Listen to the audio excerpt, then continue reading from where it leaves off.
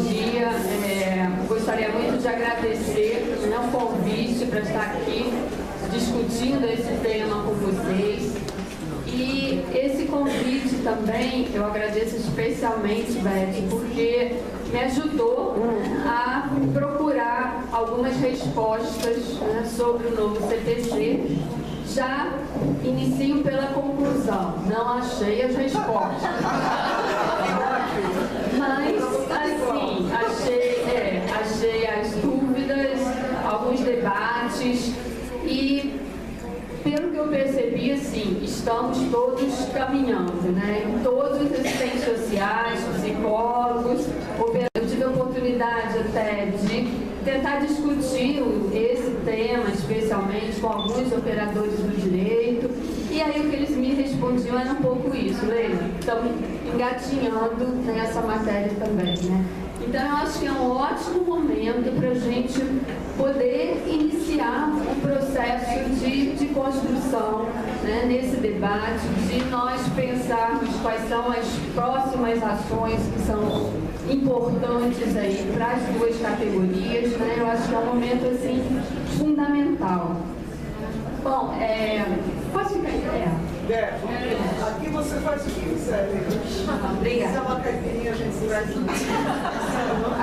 Depois, quando eu terminar, tá? Tá certo. É convidado.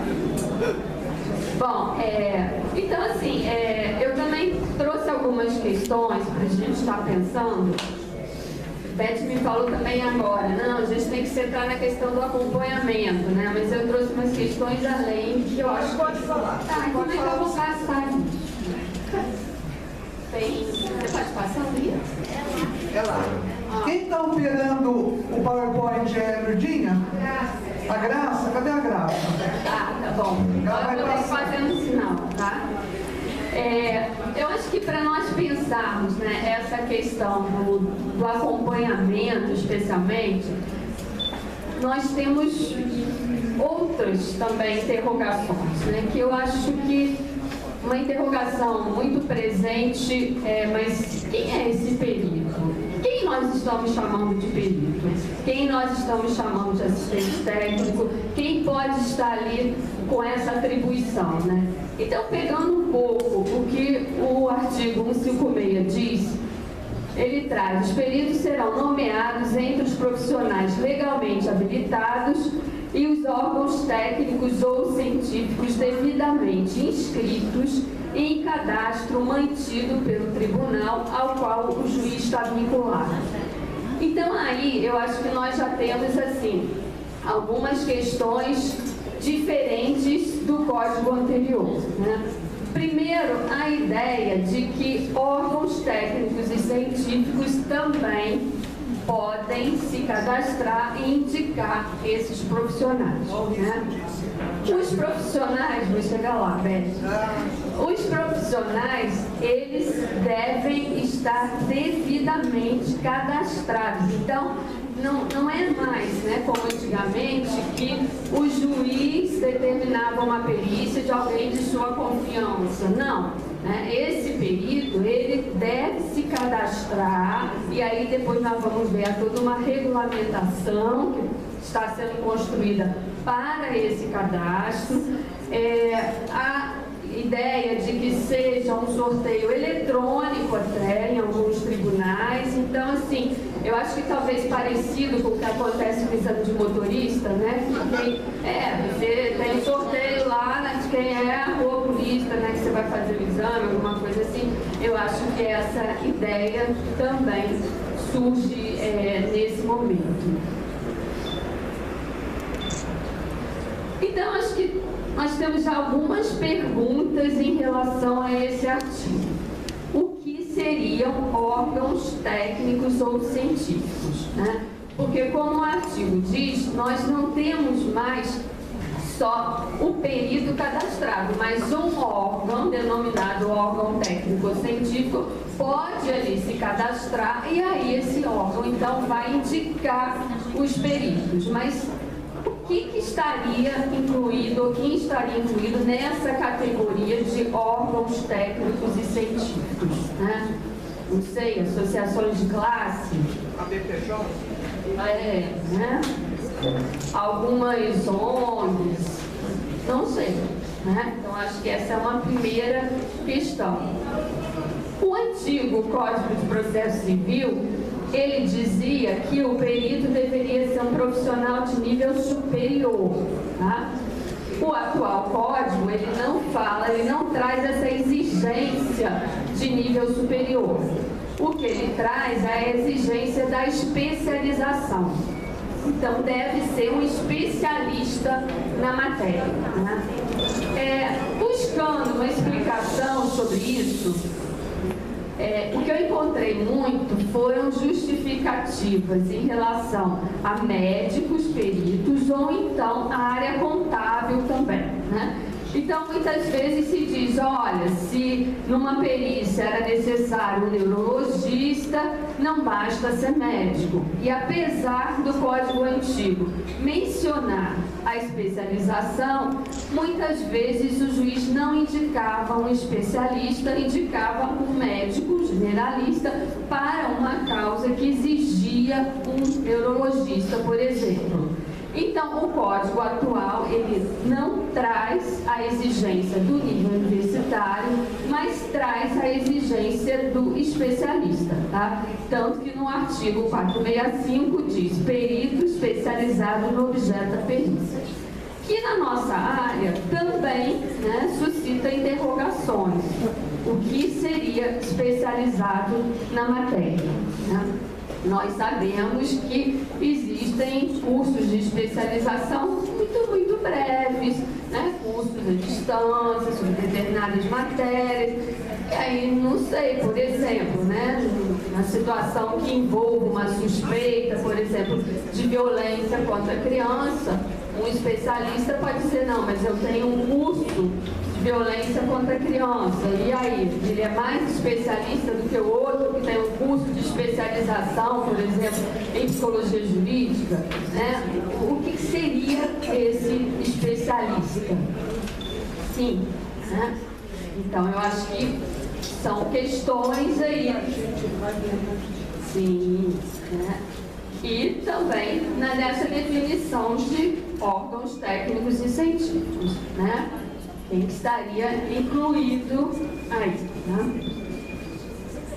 Bom, o artigo 156 fala ainda dessa formação de cadastro, tá? Então, se a pessoa quer se habilitar para ser perita, obrigatoriamente ela tem que estar inscrita nesse cadastro. E aí depois, se vocês puderem dar uma olhada, o artigo vai falando sobre como deve ser essa inscrição no cadastro.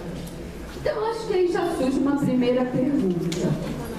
Os psicólogos que atuam, psicólogos assistentes sociais, né, que atuam nos tribunais, eles se inscrevem no cadastro, eles fazem a inscrição? Tá bom. Vamos lá, então. Bom, eu vou passar a prova técnica, que aí a gente vai... Ah, tá. Mais um. Tá. Nessa relação, então, de perito e assistente técnico, né? Eu acho que, como já foi dito, nós temos essa resolução do CFP, né, que diz que não deve haver esse atendimento em conjunto, né? E agora o CPC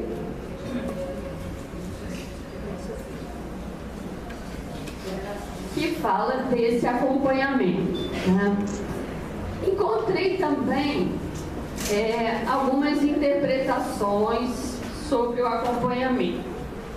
Bom, alguns acham que acompanhamento não significa necessariamente estar junto, tá? Já encontrei essa interpretação também, que o acompanhamento poderia ser no sentido de o perito estar comunicando o que ele vai realizar, mas que não significaria a presença física do assistente técnico.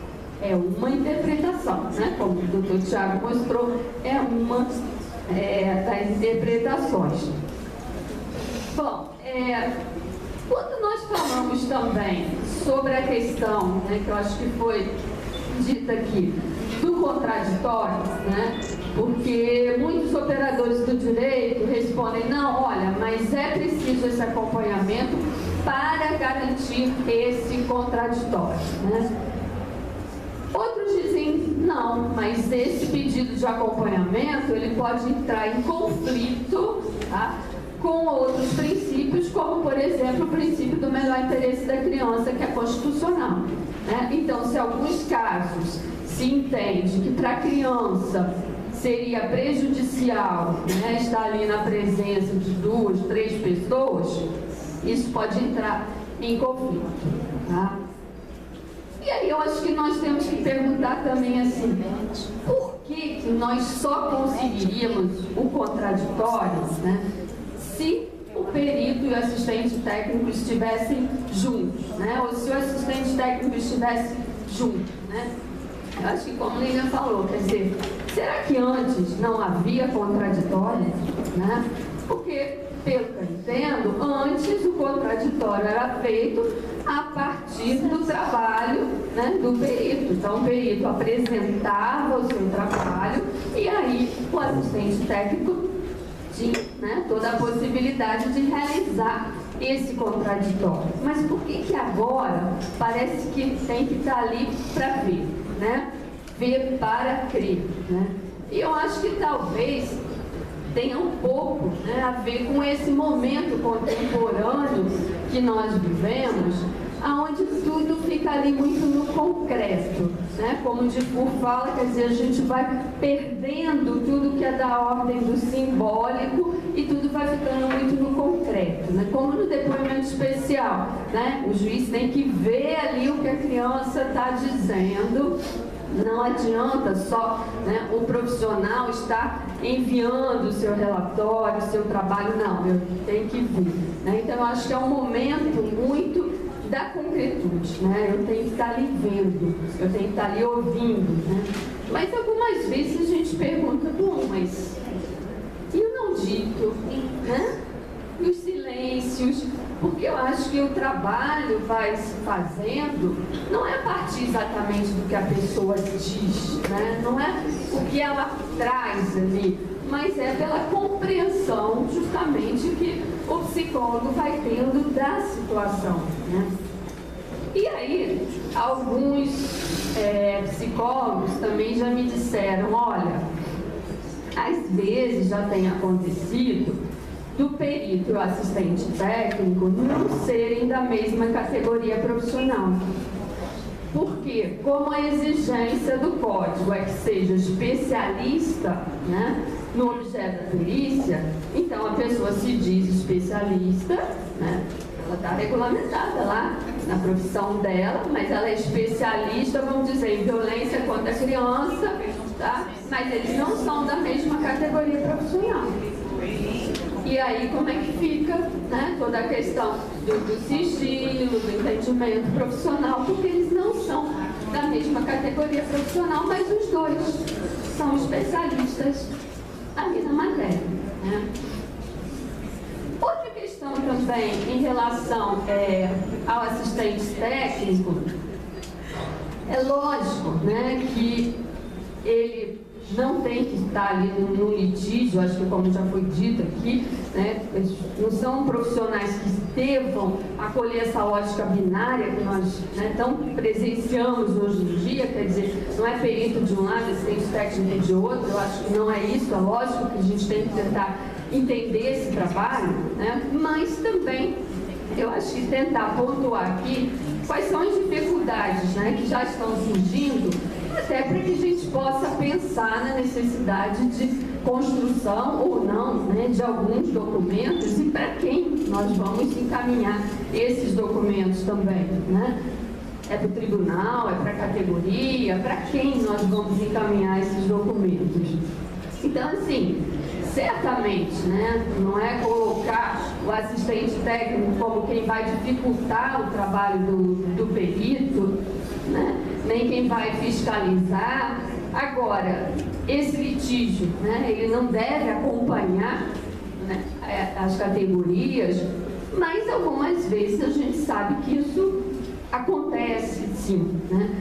Uma questão que alguns profissionais já levantaram é que quando o artigo do CPC diz que o assistente técnico, né, deve acompanhar o trabalho do perito, na verdade, o CPC ele está regulamentando o trabalho do perito. Ele está dizendo, olha, né, tudo que o perito fizer, o assistente técnico deve acompanhar. A gente interpreta acompanhar como quiser, tá? Mas o contrário não, né? Então, o assistente técnico, ele pode continuar os seus atendimentos, ele pode continuar, né, a sua investigação, porque essa obrigatoriedade ela não é recíproca, né?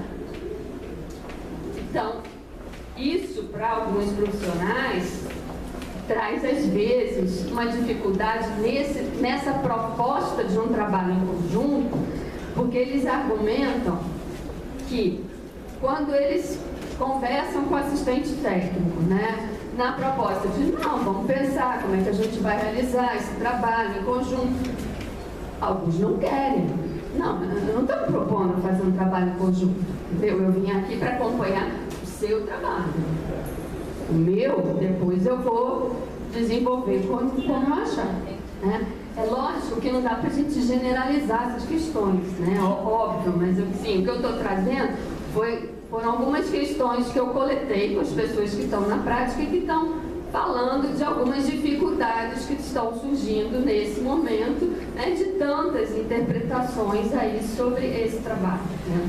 Então, nesse sentido que elas dizem, é que assim, a tentativa de um trabalho em conjunto pode ficar difícil. Né? E aí eu até me lembro que assim, alguns anos atrás, um caso lá no Rio, um caso até que envolvia questões de adoção, e a perita e duas assistentes técnicas, elas chegaram à conclusão de que seria bom um atendimento em conjunto, né? Mas isso partiu delas, né? E aí eu me lembro que quando eu li até a resolução 008 do CFP, eu me lembrei logo desse caso. Eu falei, nossa, está proibindo, mas naquele caso foi tão importante, né? Que eu também fiquei assim, será que é para proibir, né? Mas aqui é o contrário, né? Aqui a gente não está proibindo, a gente está obrigando, que também está, né, na mesma direção. Quer dizer, eu acho que quando a proposta parte dos profissionais, é muito diferente, né, dessa obrigação das diversas interpretações que vão surgir daí. Né? Certamente vão, e aí acho que a gente tem que pensar assim, o que é importante, né, a gente tentar regulamentar, não sei como, nota técnica, resolução da categoria, ou não, ou vai deixar, né, a cargo de cada um, enfim. Né, eu acho que é um momento aí para a gente estar pensando essa questão, porque eu vejo assim, uma grande preocupação dos peritos no sentido de que não há uma garantia de que vai ser possível um trabalho em conjunto. Tá? O que alguns falam é que os assistentes técnicos dizem que estão ali para observar. Muitas vezes não é só observar, né? Porque também, assim, até onde vai, né, a possibilidade de interferência. E aí alguns dizem, olha, mesmo quando a gente conversa inicialmente, pede para eles não interferirem, a interferência acontece. Né? E a interferência, quando acontece, algumas perguntas quando são feitas, já praticamente dificulta e muito o trabalho, né, que o perito estava tentando encaminhar. Ou, às vezes, também, determinadas conclusões, né, que o assistente técnico pode chegar a partir de perguntas que o perito fez. Então, do assistente técnico, já agora, na sua avaliação, né, escrever, olha, o perito perguntou isso, mas por que ele perguntou isso? Né, ou ele não colocou que a pessoa respondeu isso. E aí, vamos pensar, se eles não são da mesma categoria profissional, a obrigação de sigilo não é a mesma. Né? Então, assim, só para trazer algumas questões, né, que as pessoas estão apresentando como de alguma dificuldade, né? Bom, vamos lá. Eu acho que a gente pensando também, né, nessa atuação dos profissionais, a Lília até falou, né, a importância da gente pensar num estudo psicológico, num trabalho mais ampliado nessas situações, né?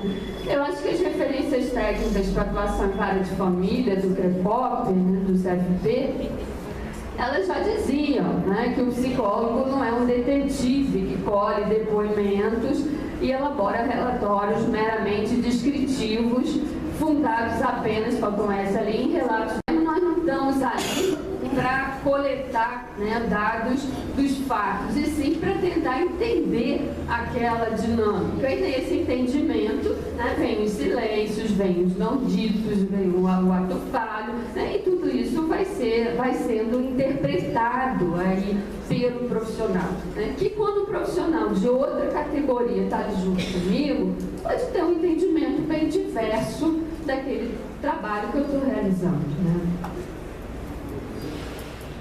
Bom, o código de ética também, né, quando ele fala da questão do sigilo e quando ele diz que no relacionamento com profissionais não psicólogos, né, o psicólogo compartilhará somente informações relevantes para qualificar o serviço prestado, resguardando o caráter confidencial das comunicações.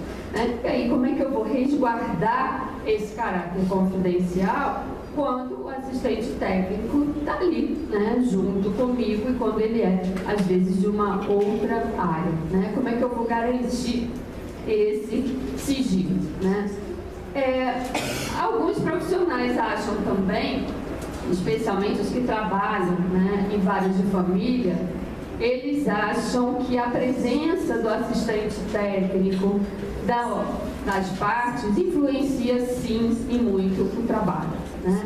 Porque uma coisa é quando eu sei que eu estou ali na frente do perito, outra coisa é quando eu sei que o assistente técnico da parte adversarial, que, né, vamos usar o termo que o direito usa, está ali presente, que pode interpretar o que eu estou falando de uma forma bem distinta, né? Então, isso vai trazer consequências, né? Alguns acham que isso vai inibir muito também a possibilidade de trabalho, né?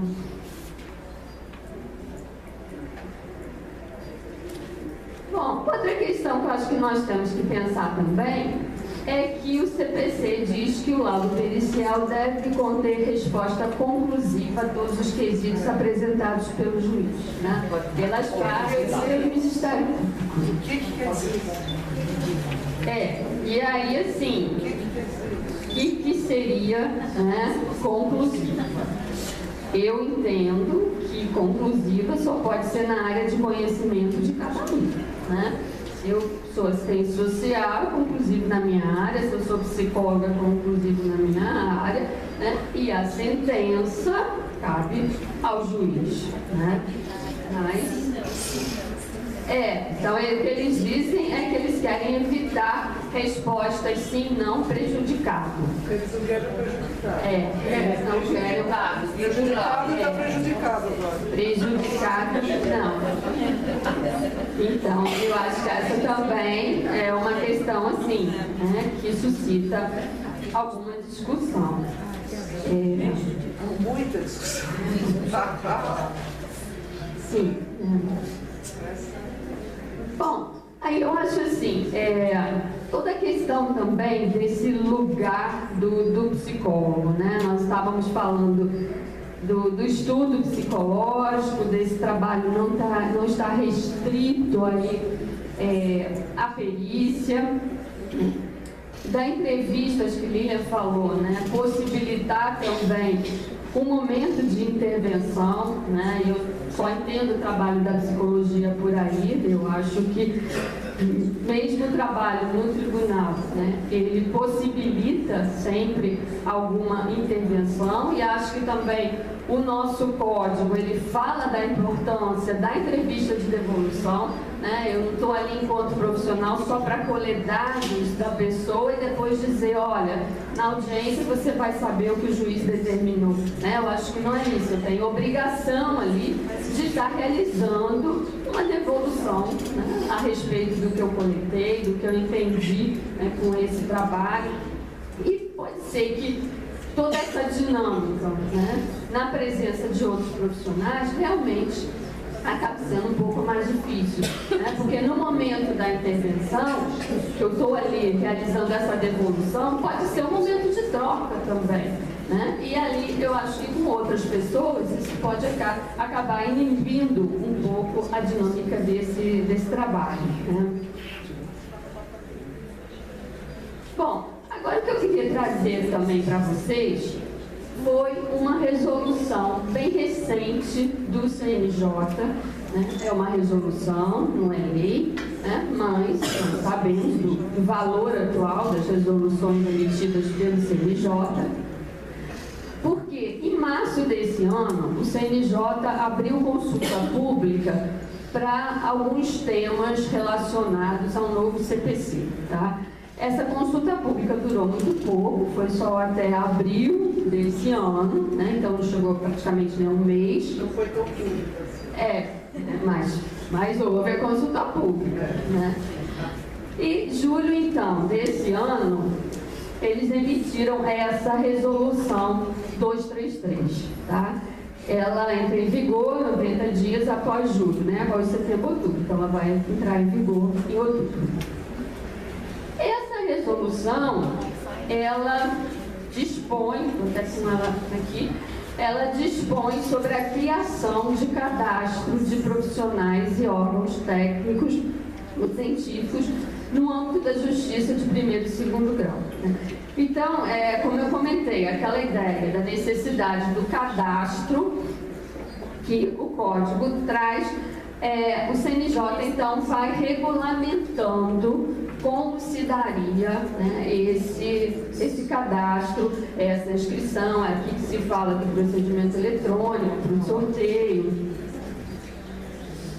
Mas, no artigo 14, está lá que, ao detentor de cargo público no âmbito do Poder Judiciário, é vedado o exercício do encargo de peritos, exceto nas hipóteses do artigo 95, que eu vou estar lendo aqui para vocês, né? Parágrafo 3º. Esse cadastro aí de peritos. Não, olha só, eu acho que aí a gente tem que, né? Olha, no âmbito do Poder Judiciário é vedado o exercício do encargo de perito. Quem tem encargo público no Poder Judiciário? Então, volto a perguntar. Os psicólogos e assistentes sociais da equipe, eles não vão se inscrever no cadastro. Além disso, é vedado o exercício do encargo de perito.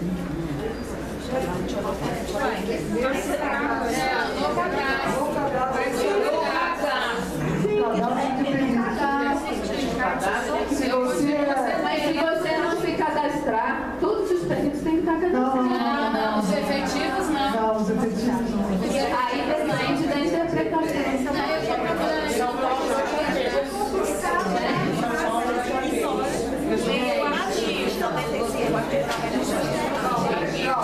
Calma que a gente já... Peraí, gente, deixa eu só concluir. Pois é, isso vai depender da interpretação, tá? Em alguns estados, me parece que lá... Tem alguém do Rio aqui? Charles e André Piquet. Não, esses não são do tribunal, né? André. Me parece que o tribunal lá no Rio já está querendo regulamentar isso. Tem um movimento, não sei se já saiu a regulamentação, para que assistentes sociais e psicólogos do quadro não sejam enquadrados como peritos. Doutor Thiago, pode levar o microfone para a Andréia aí? Andréia, vem aqui falar, senão não filma. Aqui, ó, no palco. Estou preparada.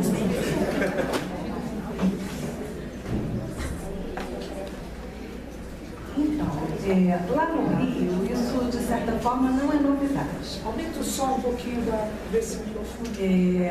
No Tribunal do Rio já existe um cadastro de peritos há mais de ano, né?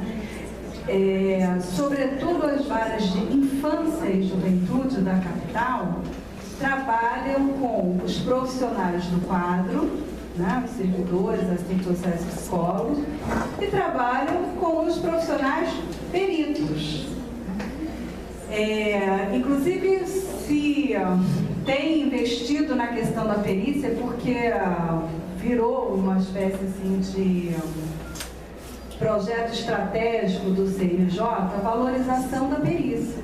No Rio de Janeiro, o que aconteceu? Eles criaram, inclusive, um curso que já existia, mas que foi potencializado. Então, regularmente, a gente tem um curso de formação de peritos. Não se trabalha nesse curso nada de especialidade do serviço social, da psicologia, da medicina, nada disso, tá? É um curso que vai tratar das questões de perícia, vamos dizer assim, vinculadas ao âmbito jurídico, né? De procedimentos, etapas, e outras coisas mais que eu nem posso falar aqui porque está sendo gravado. Porque eu já obtive informações interessantíssimas do que é esse curso. Esse curso custa em torno de R$800. Né? Então, no meu entender, virou também uma fonte de renda para o tribunal. Você só entra no cadastro depois que você faz esse curso. Tá?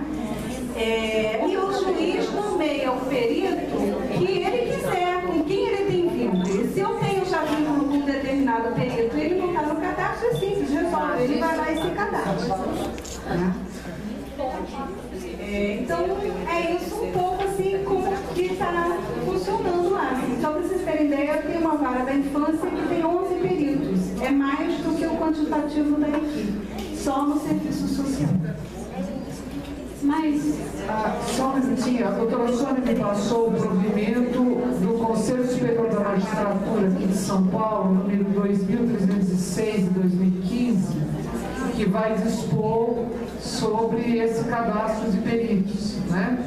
Então, considerando o interesse público, eu recomendo a adoção de mecanismos de redução das rotinas burocráticas, de elevação da eficiência na administração, no cadastramento de peritos judiciais e de outros profissionais técnicos nomeados pelos magistrados em todo o Estado, bem como na segunda instância, considerando a necessidade de propiciar ao magistrado o conhecimento dos profissionais e de empresas que se propõem a prestar serviços como auxiliares da justiça em comarcas, circunscrições judiciárias, regiões judiciárias, considerando a necessidade de se observar os princípios constitucionais da legalidade, impessoalidade, a necessidade de se consagrar a criação do cadastro de gerenciamento dos auxiliares da justiça no âmbito do TJ, previsto no artigo 156 do novo Código de Processo Civil, ainda de 2015, né? Resolve a prestação de serviços por peritos, tradutores, intérpretes, administradores judiciais em falências e recuperações judiciais, liquidantes, inventariantes de ativos, leiloeiros e outros auxiliares, não funcionários da Justiça Estadual, observará o disposto desse provimento. Então, ele excluiu. Aí vem, os peritos serão nomeados entre os profissionais legalmente habilitados e os órgãos técnicos ou científicos devidamente. Mas é aqueles os não funcionários da Justiça Estadual. É o provimento CSM, que é Conselho Superior da Magistratura, 2306 de 2015. Beth, posso fazer um esclarecimento? Por favor, Silvia. Aqui, ó. Olha, eu queria fazer um esclarecimento, porque logo no início, que tinha a vara de menores e depois, antes de começar a vara de infância, era assim: cada assistente social pelo menos em São Paulo, estou falando aqui de São Paulo, isso lá nos anos 57, 60 e tal. Então, por exemplo, se eu era assistente social da primeira vara de família, eu podia trabalhar como perita, porque eu era assistente social daquela vara, da primeira vara, enquanto funcionária pública. Mas eu podia trabalhar, por exemplo, na 7ª vara, se o juiz me chamasse, tudo. Isso depois, com o estatuto e a modificação para a vara da infância e juventude, então isso acabou, entendeu? E o que aconteceu? O assistente social foi vedado no sentido dele também fazer, vamos dizer, um duplo trabalho. Entendeu? Ele estava no judiciário, numa vara sendo funcionário público e na outra como um perito nomeado pelo juiz. Também isso nós temos que verificar, porque já não é mais há muito tempo, viu? Vilma, eu vou falar uma coisa que eu vou repetir, uma coisa que você fala. Se eu falar errado, você me corrige. Porque a Vilma, que tem uma história longa de tribunal e de todos esses estudos, sempre nos explica o seguinte: esse banco de peritos, o juiz usa como se fosse assim, um técnico com mais conhecimento ainda do que aquele que está trabalhando para ele no juízo, né? Daquele que é concursado. Se tem uma questão para ser dirimida, que ele entende que o técnico, o assistente social concursado, que é lá do tribunal, não conseguiu dirimir, ele pode ir a esse banco de peritos, convocar um perito desse que ele considera que é mais habilitado ainda do que aquele que está na vara. E aí é esse o sentido desse banco que você sempre entendeu assim, não é, Vilma? Mesmo antes. Você pode falar aqui? Porque a Vilma tem essa história, como é que isso se construiu em São Paulo. Mas não era assim também? Bom dia. Complementando o que a Beth falou aqui, mesmo antes do caso ser analisado pela equipe técnica, o juiz pode convocar um perito no banco de peritos. E esses peritos já existem há muitos anos. Sempre há um provimento novo fazendo cadastro de peritos, tá? Não significa terceirização, é uma forma do juiz ter outras possibilidades. Tá? Obrigada, Vilma. Você esclareceu. Gente, deixa eu tentar concluir o que eu estava falando e ver se eu consigo esclarecer. Você ainda vai usar PowerPoint? Vai. Só tem mais um ali. Quer dizer, eu acho que essa discussão, se psicólogos e assistentes sociais que estão no quadro, né, se eles são peritos ou não, ela é uma discussão bastante antiga. Eu acho que o primeiro evento que eu participei aqui em São Paulo, se eu não me engano, foi em 1989, né, a esse respeito. E é uma discussão que a gente trava há muito tempo. Eu acho que, assim, nos diferentes estados, o que a gente observa é que esses trabalhos e essas atribuições também são distintas, né? Eu sei que aqui em São Paulo a questão da perícia, ela é muito forte, né, nos tribunais. Não é o caso, por exemplo, de outros estados como Minas Gerais, como Rio, tá? Isso se dá de uma outra maneira. Então, assim, o cadastro dos peritos que já existia, né, a preferência de alguns juízes, às vezes, pelo perito que está lá no cadastro e de não usar o trabalho da equipe técnica, né, isso a gente sabe. Agora, eu estou falando assim, depois dessa resolução super recente, né, de agora, nem que estão em vigor, do CNJ, o que eu já observei foram essas interpretações no sentido de que é vedado o encargo de perito, é vedado, então não é perito, é psicólogo, tá, do tribunal, tá? E aí, passa a próxima, por favor. Peraí, só terminar, porque se eu não consigo terminar, gente. A difícil aqui Anota aí, pessoal.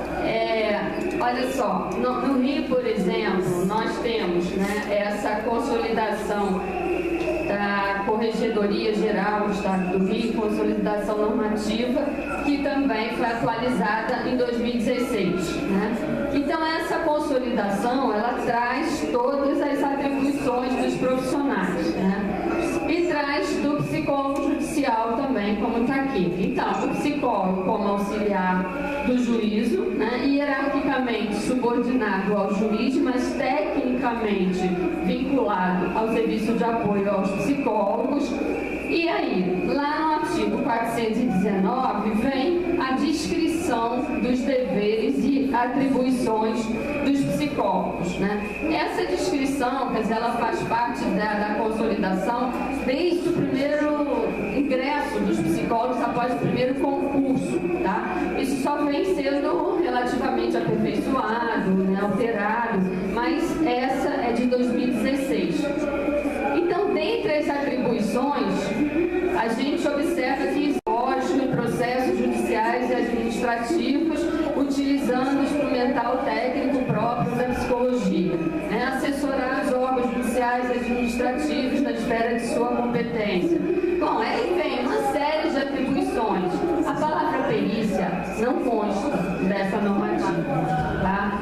E não consta de caso pesado, vamos dizer, porque nunca constou. Desde que os psicólogos ingressaram no tribunal, foi alguma coisa assim que se fez questão, né, de não estar colocando a palavra perícia, né, no sentido até de como a Lilian trouxe na fala, né, da gente estar pensando que esse trabalho que a gente realiza enquanto equipe, ele é um trabalho mais amplo, ele é um trabalho que é para além da perícia nesse sentido, né? Porque se for necessária uma intervenção, aqui na consolidação diz pode realizar a intervenção sim, né? Não é atendimento clínico, eu não vou fazer terapia ali, mas se eu acho necessário uma intervenção, né? Até às vezes para sensibilizar as pessoas para que elas procurem um atendimento fora, né? Eu vou realizar essa intervenção. E isso se dá para além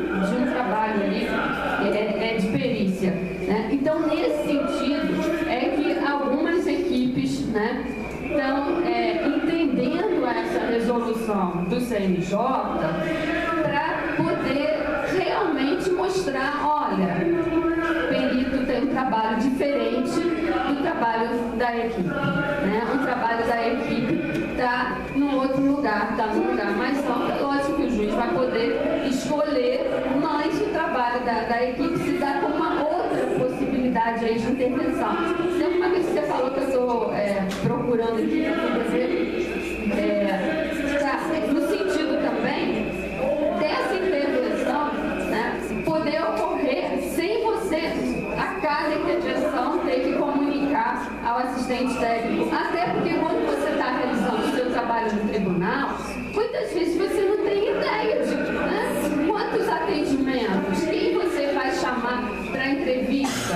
Né? Às vezes, mas surgiu ali a vovó que sempre lidou e ninguém me falou nada, então eu vou chamar, não sei, a vovó, né? Mas como é que no início você vai estar definindo isso? Né? Então, acho que a equipe tem essa liberdade e não sei, né, se vale a pena a gente continuar colado nesse lugar de perito ou não. Então, eu tenho visto aqui, cada estado está construindo, né, aí a partir de todas essas mudanças, vem construindo as suas atribuições e colocando isso também nessas normativas, né, das corregedorias, tá? Bom, gente, é isso. Tá difícil disputar aqui.